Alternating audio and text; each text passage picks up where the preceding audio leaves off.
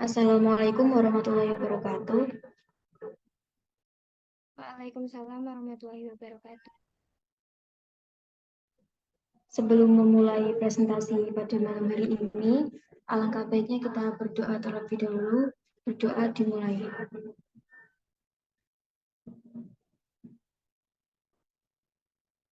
Berdoa dicukupkan. Yang terhormat kepada Bapak Ruhadi SPD MPD MSAS selaku dosen pengampu mata kuliah Pendidikan Pancasila.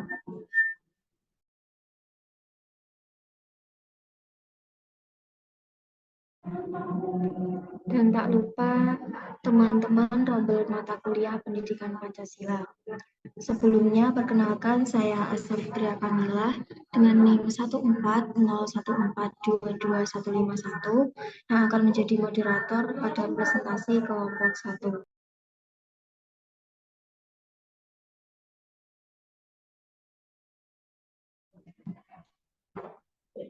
Perkenalkan anggota kelompok kami, yaitu yang pertama ada saya, kemudian ada Yeni Trihidayati dengan NIM 14014225159, ada Chairul Novitasari dengan NIM 14014225153, kemudian ada Arinda Putri Nur Intan dengan NIM 14014225158, dan yang terakhir ada Amrina Rosyada dengan NIM 11024224043.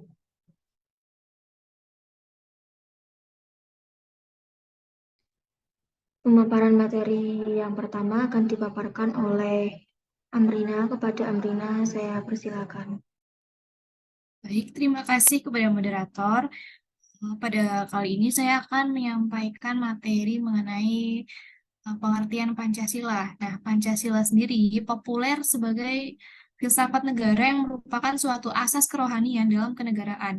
Dalam kedudukan ini, Pancasila merupakan sumber nilai dan sumber norma dalam setiap aspek penyelenggaraan negara, termasuk dalam sumber tertib hukum di Indonesia, sehingga Pancasila merupakan sumber nilai, norma, dan kaidah baik moral maupun hukum di Indonesia.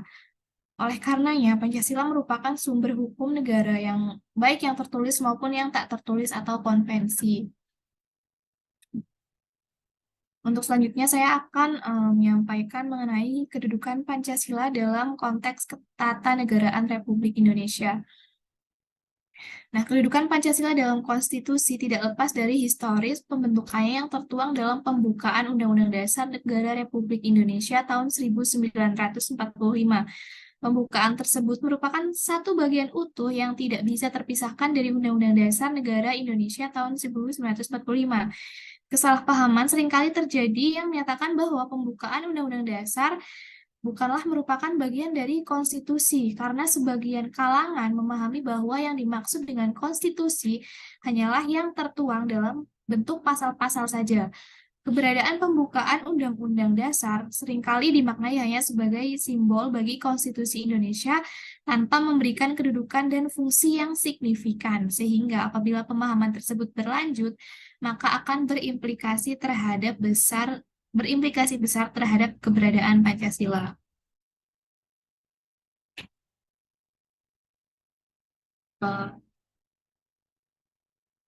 Pancasila sendiri memiliki pengaruh yang sangat kuat terhadap adanya Undang-Undang Dasar, yang terdiri 3 bagian penting, diantaranya pembukaan, batang tubuh, dan penjelasan. Dari ketiga bagian penting tersebut, Pancasila merupakan hal utama dan paling utama yang mendasari ketiganya.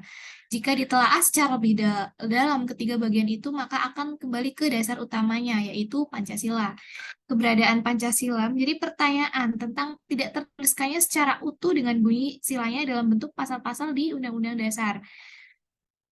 Ketiadaan Pancasila dalam pasal Undang-Undang Dasar bukan berarti Pancasila tidak memiliki kedudukan hukum. Justru tidak beradanya Pancasila dalam pasal membuat nilai dan posisi Pancasila lebih tinggi kedudukannya daripada Undang-Undang Dasar Negara Republik Indonesia tahun 1945. Saya kembalikan kepada moderator.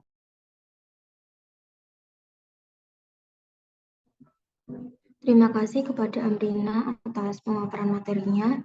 Selanjutnya yaitu pemaparan materi dari Chairul Novitasari. Kepada Chairul Novita, saya persilakan. Terima kasih moderator atas kesempatannya. Selanjutnya, Pancasila merupakan landasan dan dasar negara Indonesia yang mengatur seluruh struktur ketatanegaraan Republik Indonesia. Dalam pemerintahan Indonesia masih banyak, bahkan sangat banyak anggota-anggotanya dan juga sistem pemerintahnya yang tidak sesuai dengan nilai-nilai yang ada dalam setiap sila Pancasila. Padahal jika membahas negara dan ketatanegaraan Indonesia mengharuskan ingatan kita meninjau dan memahami kembali sejarah perumusan dan penetapan Pancasila, pembukaan Undang-Undang Dasar dan Undang-Undang 1945 oleh para pendiri dan pembentuk negara Republik Indonesia. Dinamika perwujudan Pancasila merupakan penerapan Pancasila pada periode 1950 sampai 1959 yang bertujuan untuk mengarahkan pelaksanaan Pancasila untuk menjadi ideologi liberal. Penerapan nilai Pancasila sudah dilakukan sejak awal kemerdekaan dan dari masa ke masa. Penerapan Pancasila mengalami dinamika dari masa ke masa. Salah satu faktor penyebab dinamika penerapan Pancasila yaitu pada tiap-tiap periode karena adanya perubahan kebijakan pemerintahan. Selain itu, penyebab terjadinya dinamika Pancasila sebagai dasar negara adalah banyaknya tantangan yang dihadapi dalam penerapan sepanjang sejarahnya. Terbukti masih ada beberapa pihak yang ingin mengganti ideologi Pancasila hanya untuk kepentingan golongan terutama dalam hal politik. Next. Dinamika pelaksanaan Pancasila dalam ketatanegaraan RI. Yang pertama ada Undang-Undang Dasar 1945 yang merupakan hukum dasar tertulis atau basic law yang mana disahkan pada sidang PPKI sehari setelah Indonesia merdeka, yaitu pada tanggal 18 Agustus 1945. Undang-Undang Dasar ini terdiri atas pembukaan Undang-Undang Dasar 1945, batang tubuh yang mencakup 37 pasal, aturan peralihan atau peraturan tambahan, serta penjelasan yang dibuat oleh Profesor Mr. Sutomo. Pada awal kemerdekaan, Undang-Undang Dasar 1945 tidak dilaksanakan dengan baik karena kondisi Indonesia dalam suasana mempertahankan kemerdekaan. Sidang mengenai keadaan pemerintahannya sebagai berikut. Yang pertama, pasal 4 aturan peralihan Undang-Undang 1945 berlaku, yaitu sebelum MPR, DPR, dan DPA dibantu oleh Komite Nasional Indonesia Pusat. Yang kedua, menganut sistem kabinet presidensil, di mana para menteri bertanggung jawab pada presiden bukan pada DPR. Yang ketiga, ada dikeluarkan maklum 4 nomor 10 pada tanggal 16 Oktober 1945 yang merubah kedudukan Komite Nasional Indonesia Pusat yang tadi sebagai pembantu presiden menjadi badan legislatif.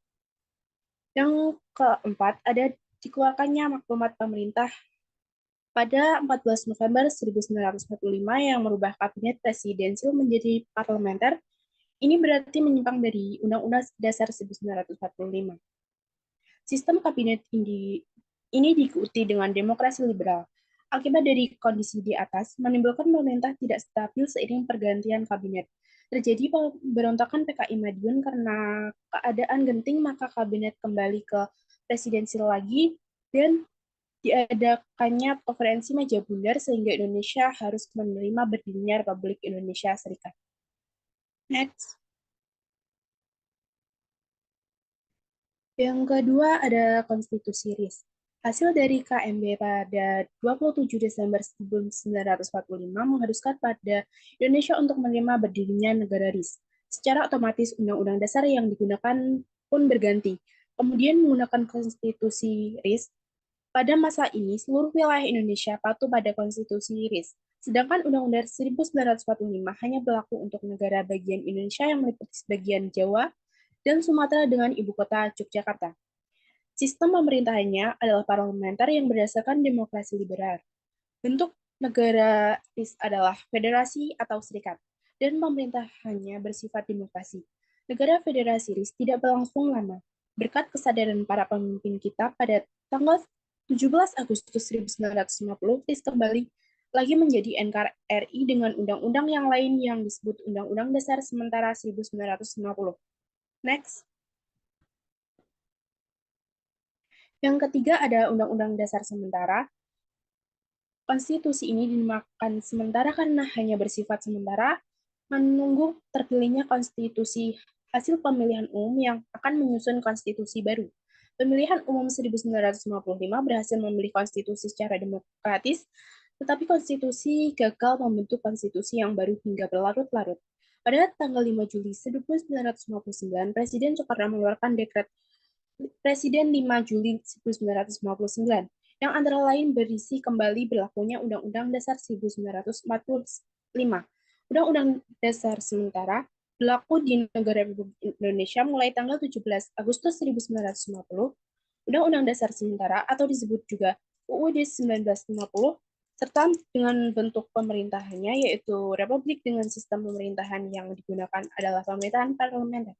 Pada masa ini berlaku demokrasi liberal dan telah berhasil melaksanakan pemilu dan membentuk badan konstitusi karena kabinet yang digunakan adalah parlementer. Maka presiden dan wakil presiden adalah presiden konstitusional dan yang tidak bisa diganggu gugat. Yang bertanggung jawab adalah menteri kepada parlemen. Akibat dari sistem pemerintahan ini, maka pemerintah tidak stabil. Sebab sering terjadi pergantian kabinet, ekonomi dan keamanan yang kacau, badan konstitusi macet tidak dapat melaksanakan tugasnya untuk membuat undang-undang dasar yang tetap sebagai pengganti Undang-Undang 1950. Pada waktu itu, beruntung rakyat Indonesia mempunyai rasa persatuan dan kesatuan yang tinggi, terbukti dengan banyaknya negara bagian RIS yang melebur kembali pada negara Republik Indonesia. Kenyataan ini yang membuat RIS dan Republik Indonesia untuk mengadakan perundingan dan menghasilkan kesepakatan. Terima kasih. Sekian dari saya serahkan kepada moderator. Terima kasih Novita atas pemaparan materinya. Materi selanjutnya akan dijelaskan oleh Yeni. Pada Yeni, saya persilakan. Baik, terima kasih moderator atas kesempatannya. Di sini saya akan menjelaskan mengenai relevansi Pancasila dengan konsep otonomi daerah. Pancasila sebagai dasar penyelenggaraan otonomi daerah, yaitu dalam sila keempat Pancasila yang mendasari negara Indonesia menganut prinsip demokrasi. Pancasila sila keempat yang berbunyi, kerakyatan yang dipimpin oleh hikmat kebijaksanaan dalam permusyawaratan perwakilan menjadi dasar bagi penyelenggaraan otonomi daerah. Selain itu, Pancasila juga menjadi norma dasar di Undang-Undang Dasar 1945. Pasal 18 AUUD 1945 yang berbunyi, hubungan wewenang antara pemerintahan pusat dengan pemerintahan daerah provinsi, kabupaten atau kota, atau antara provinsi dan kabupaten atau kota, diatur dengan undang-undang dengan memperhatikan kekhususan dan keragaman daerah, menjadi landasan Undang-Undang Nomor 23 Tahun 2014 tentang Pemerintahan Daerah. Next.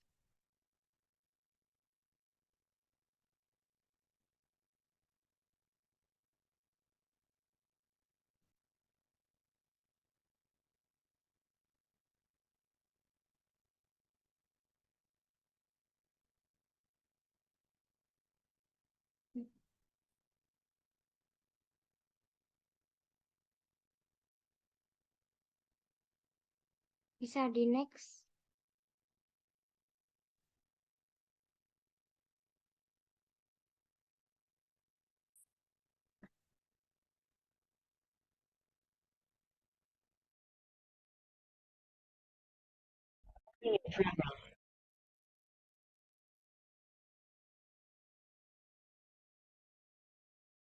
Baik, saya lanjutkan relevansi Pancasila dengan konsep otonomi daerah.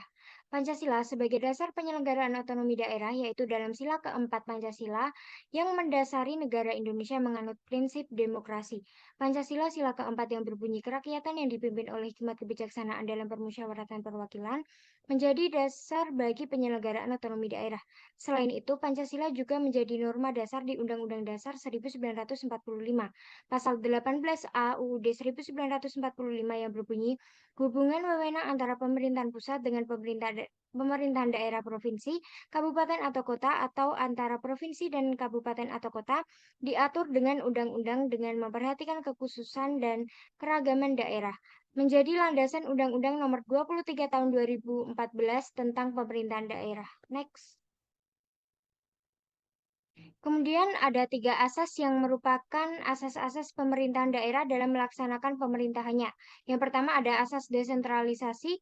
Menurut Undang-Undang Nomor 23 Tahun 2014, Pasal 1 Angka 8, desentralisasi merupakan penyerahan urusan pemerintahan oleh pemerintahan pusat kepada daerah otonom berdasarkan asas otonomi. Yang kedua ada asas dekonsentrasi. Menurut Undang-Undang Nomor 23 Tahun 2014, Pasal 1 Angka 9, dekonsentrasi merupakan pelimpahan sebagian urusan pemerintah yang menjadi kewenangan pemerintahan pusat kepada gubernur sebagai wakil pemerintahan pusat, kepada instansi vertikal di wilayah tertentu, dan atau kepada gubernur dan bupati atau wali kota sebagai penanggung jawab urusan pemerintahan umum. Yang ketiga ada asas tugas pembantuan. Menurut Undang-Undang Nomor 23 Tahun 2014 Pasal 1 Angka 11, asas pembantuan adalah tugas pembantuan dari pemerintah pusat kepada daerah otonom untuk melaksanakan sebagian urusan pemerintahan yang menjadi kewenangan pemerintahan pusat atau dari pemerintah daerah provinsi kepada daerah kabupaten atau kota untuk melaksanakan sebagian urusan pemerintahan yang menjadi kewenangan daerah provinsi. Next.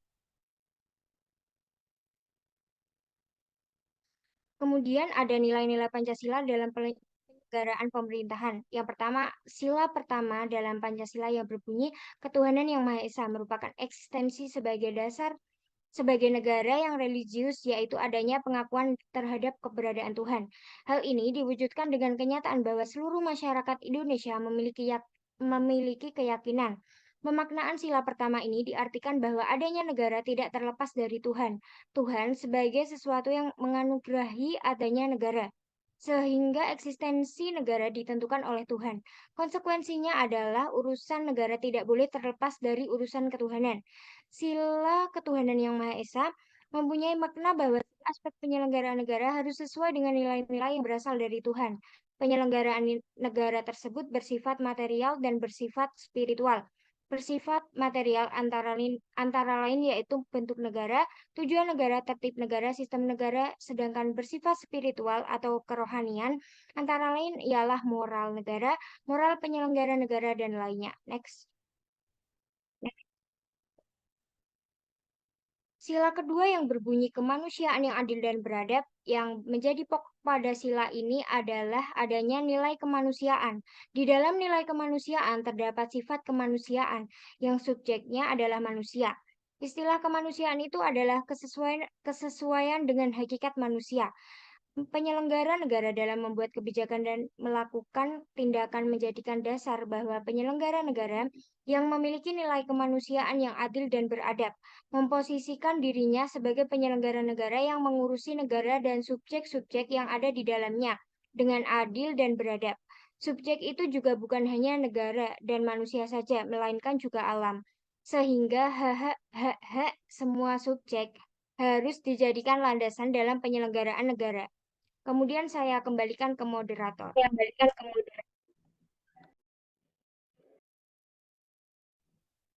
Terima kasih Yeni atas pemaparan materinya. Materi selanjutnya akan dijelaskan oleh Arinda kepada Arin. Saya persilakan. Terima kasih moderator atas kesempatannya. Kemudian saya akan melanjutkan nilai Pancasila dalam penyelenggaraan pemerintah, yaitu sila ketiga. Sila ketiga yaitu Persatuan Indonesia, yang di dalamnya terkandung nilai persatuan dan memiliki kata dasar satu. Berarti bahwa dahulunya Indonesia ini bukan satu, sehingga diupayakan untuk menjadi satu dengan menyatukan semua unsur, baik itu manusia yang memiliki ras, suku, budaya, bahasa, adat istiadat yang berbeda-beda, maupun wilayah yang letaknya berbeda-beda. Semuanya disatukan menjadi satu kesatuan yang disebut dengan Indonesia.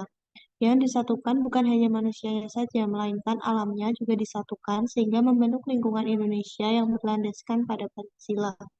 Persatuan bukan hanya bicara manusia saja, melainkan alam juga merupakan wujud menjadi adanya negara Indonesia.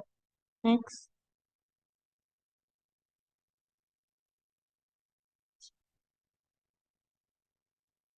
Kemudian sila keempat.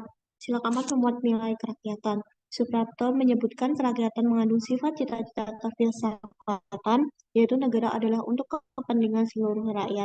Sila keempat Pancasila memuat kerakyatan yang dipimpin oleh hikmat kebijaksanaan dalam permusyawaratan perwakilan, menyebutkan bahwa kumpulan individu manusia dan alam adalah rakyat. Harus ada yang memimpin dengan kebijaksanaan. Caranya adalah musyawarah perwakilan. Rakyat menunjuk salah satu di antara rakyat tersebut sebagai pemimpin. Pemimpin itu semulanya adalah rakyat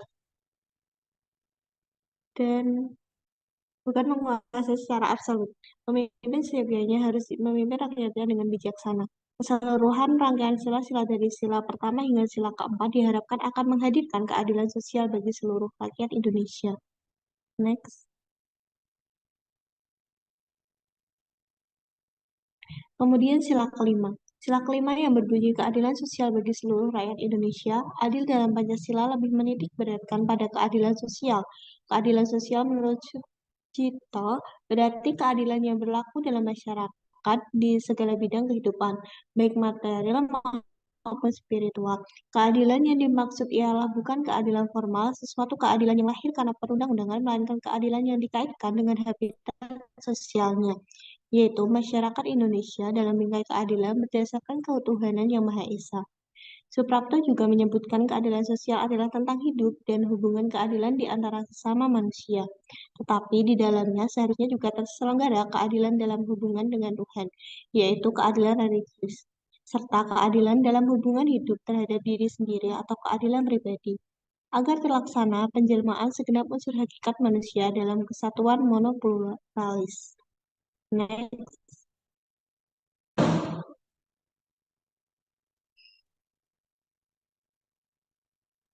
Kemudian sistem ketatanegaraan Republik Indonesia berdasarkan Pancasila dan UUD 1945. UUD 1945 adalah hukum tertulis negara Republik Indonesia, memuat dasar negara dan garis besar hukum penyelenggaraan negara, yaitu pada TAP MPR nomor 3 MPR tahun 2000. UUD sebagai dasar hukum tertulis artinya Undang-Undang Dasar mengikat pemerintahan, setiap lembaga negara, lembaga masyarakat, dan seluruh WNI dimanapun mereka berada, dan setiap penduduk yang berdomisili di wilayah NKRI. Next. Kemudian yang terakhir yaitu hubungan Pancasila dengan Undang-Undang Dasar 1945. Pembukaan Undang-Undang Dasar 1945 memenuhi syarat unsur mutlak sebagai negara fundamental. Semua peraturan 1945. Pancasila asal dari pembukaan Undang-Undang Dasar 1945 sebagai negara yang fundamental yang secara ilmiah mempunyai hakikat kedudukan yang tetap, kuat dan tidak berubah bagi negara yang dibentuk. Dengan kata lain, jalan hukum tidak dapat lagi diubah.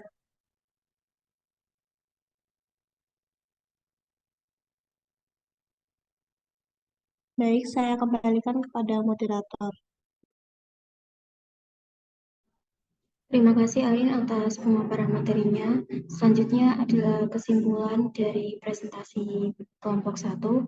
Kesimpulannya yaitu Pancasila merupakan sumber nilai dan sumber norma dalam setiap aspek dalam penyelenggaraan negara, termasuk tata tertib hukum Indonesia. Penerapan nilai Pancasila sudah dilakukan sejak awal kemerdekaan dari masa ke masa dengan mengalami suatu dinamika. Pancasila sebagai dasar penyelenggaraan otonomi daerah, yaitu dalam sila keempat Pancasila yang mendasari negara Indonesia menganut prinsip demokrasi. Dalam pasal 18A UUD 1945 terdapat 3 asas pemerintahan daerah dalam melaksanakan pemerintahannya, yaitu yang pertama asas desentralisasi, kemudian asas dekonsentrasi, dan yang terakhir ada asas tugas pembantuan. Demikian presentasi dari kelompok 1. Apabila ada kesalahan baik dari tindakan maupun ucapan, kami mohon maaf. Wassalamualaikum warahmatullahi wabarakatuh. Waalaikumsalam warahmatullahi Waalaikumsalam warahmatullahi wabarakatuh.